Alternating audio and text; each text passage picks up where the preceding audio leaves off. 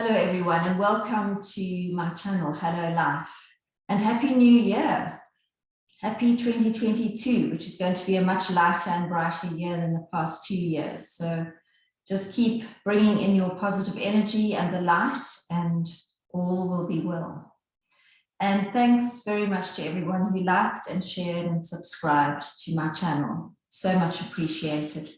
So this week, the 3rd to the 9th of January, the hexagram is hexagram 43, and the aspect associated with this hexagram is deciding.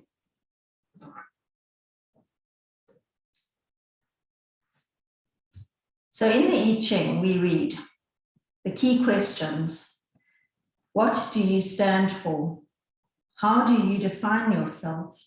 And what belongs in your realm? And where do you need to make a clean break?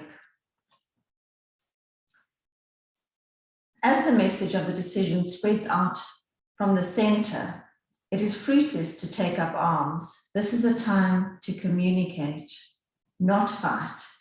It will serve you better to focus with clear intention on what you're moving towards, rather than what you are reacting against.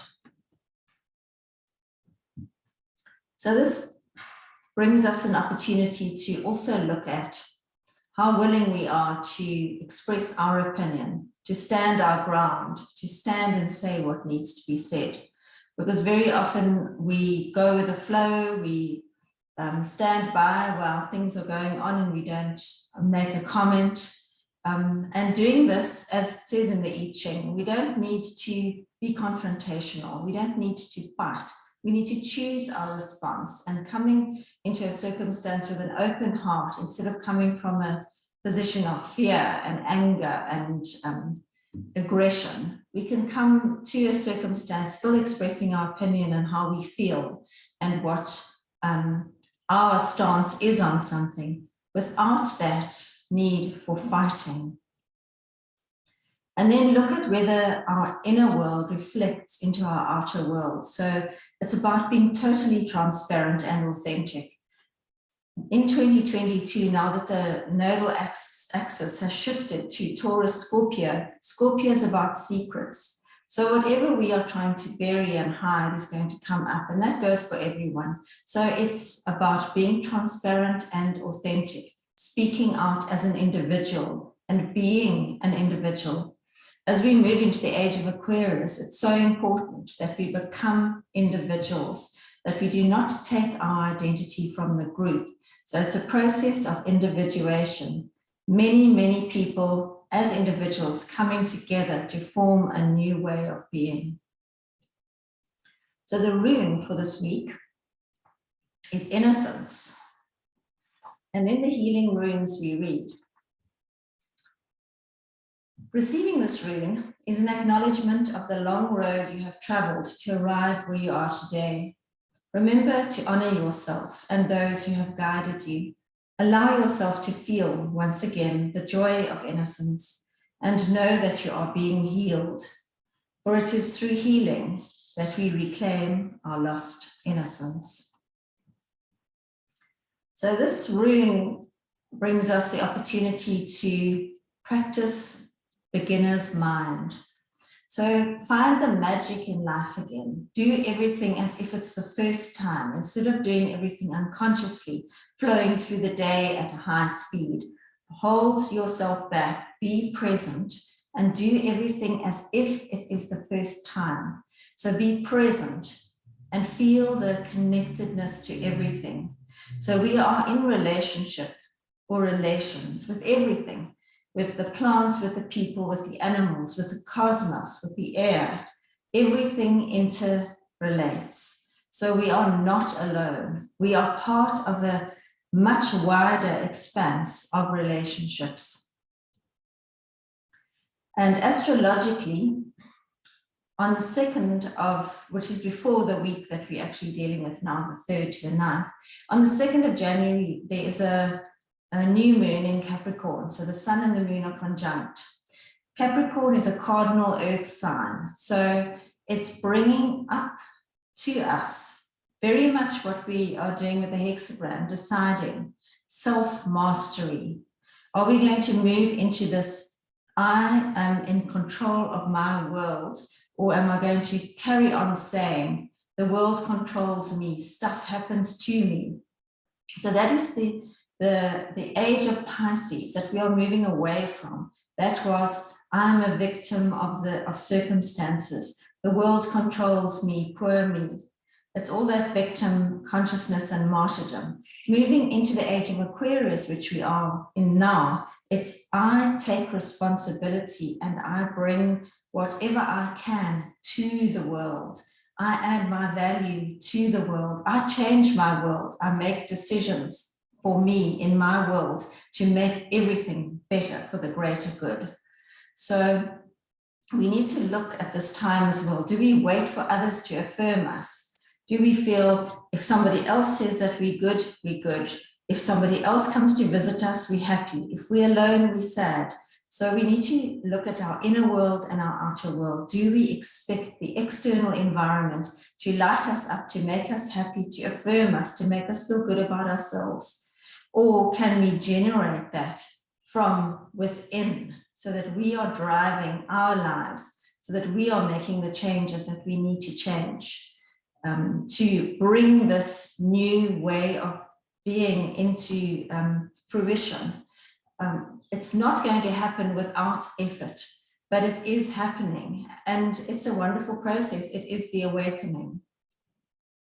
And Venus is still conjunct Pluto, so we're still going through that transformational process about how we engage with others and how we engage with ourselves. So our relationships with others, our relationship with money, our relationship with people, because Venus is love and it also represents money astrologically. So that whole transformative process with Venus being retrograde, so reviewing, am I still making the same mistakes? Am I still expecting more from somebody? Am I being unrealistic? All those kind of concepts. So still looking at the Venus retrograde aspect until the 29th of January. So let's see what the cards have to say for our 2022, the first week in 2022. Yeah, 3rd to the 9th of Jan. I've eaten too many biscuits. I can feel them in my throat. Anyway, they were delicious. Okay, let's see. So in the central theme here is looking out, so waiting for the action to start. So the Two of Wands, when is my ship coming in? When is it going to be my time? And then the world saying, I will step into it. I step into the world. The world card is actually also the internet. It's also that Uranian influence, which is the planet of the age of Aquarius. So how can you maybe look for what you're needing online, electronic means, apps, anything that's got to do with new technological advances. So looking and waiting, maybe you're waiting for an email or a telephone call or something like that, or a Skype or a Zoom. And in the past, the Two of Swords and the Five of Cups. Okay, so this past while can be difficult. The Five of Cups is feeling depressed, basically looking at what's been lost, not looking at what you have. So it's feeling very half-hearted about something, not feeling entirely secure about where you are at, not trusting a current situation completely. And the Two of Swords is overthinking. So getting stuck in the cycle of thoughts, overanalyzing, overthinking, and creating maybe things that actually don't exist. Because in the future column is Three of Swords. So somewhere along the line, a disappointment. The Three of Swords is normally associated with heartache, heartbreak.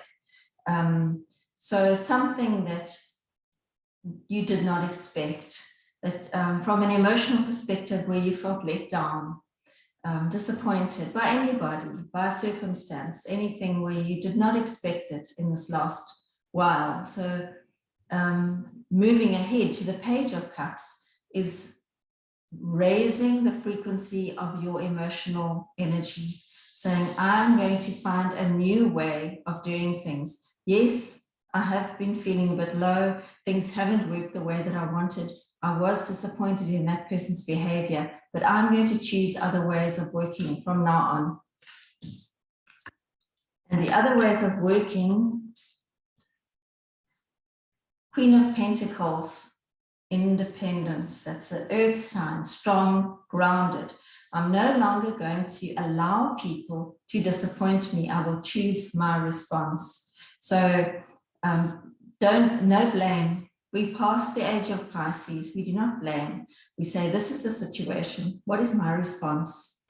The Nine of Cups is dreams fulfilled, joy, surrendering to the universe and things coming to you just totally unexpectedly.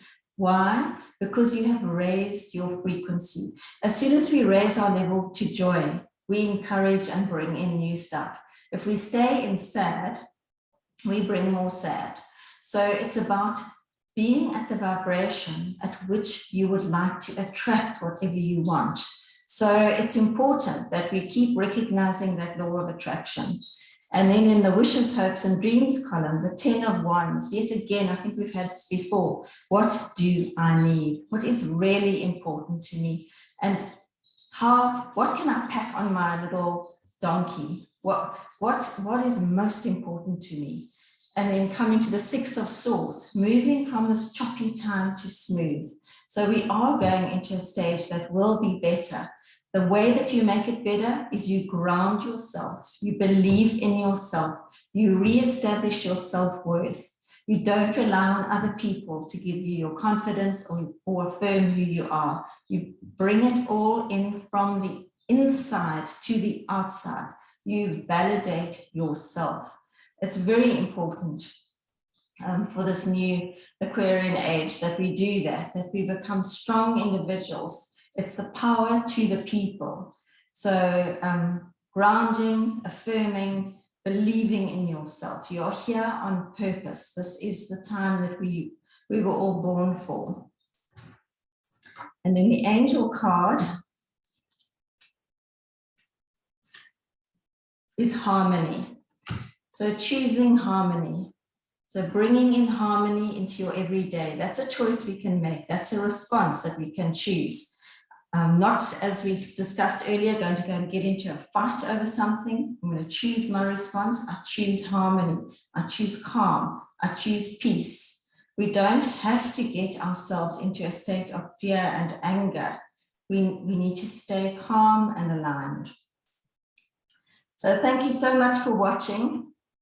I really do appreciate it. And I will see you next time. Namaste.